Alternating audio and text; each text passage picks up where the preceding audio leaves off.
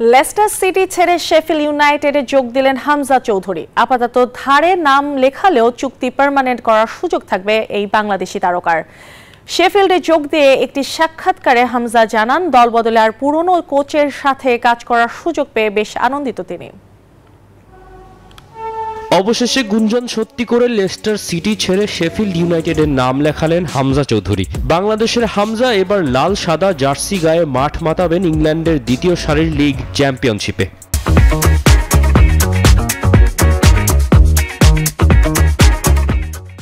আমি ভীষণ খুশি শেফিল্ডে এসে। কদিন ধরে ক্লাব দুটির মধ্যে অনেক কথা হয়েছে, শেষমেশ এটা হয়েই গেল।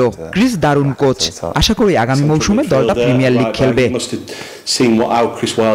চ্যাম্পিয়নশিপ টেবিলের 2 নম্বরে আছে শেফিল্ড। সেখান থেকে এবার প্রিমিয়ার লিগে ফিরতেই হামজাকে দলে ভিড়িয়েছেন কোচ ক্রিস ওয়াইল্ডার। মিস্টার চৌধুরীও পেয়েছেন উষ্ণ সংবর্ধনা। শেফিল্ডের সামাজিক যোগাযোগ মাধ্যমে তার ছবির সাথে দেখা গেছে লাল সবুজের পতাকাও। ক্যাপশনেও জায়গা পেয়েছে বাংলাদেশের নাম।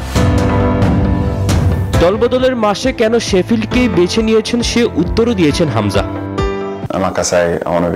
ওয়াটফোর্ডে থাকতে ক্রিসের অধীনে আমি প্রায় 2 মাসের মতো খেলেছি, আর আমি প্রমাণ করতে চাই যে শীর্ষ পর্যায়ের ক্লাবে খেলতে আমি প্রস্তুত।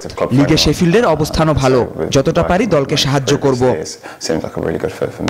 লেস্টারের একাডেমির ছেলে হামজা, তারপরও চলতি মৌসুমে ইপিএল এ মাত্র 4 ম্যাচে মাঠে নামার সুযোগ হয়েছে তার, আর সব প্রতিযোগিতা মিলিয়ে মোটে 6 ম্যাচ।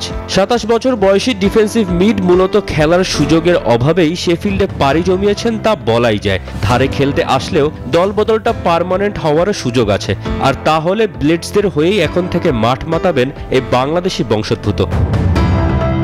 তৌসিফুল হাসান, নিউজ 24।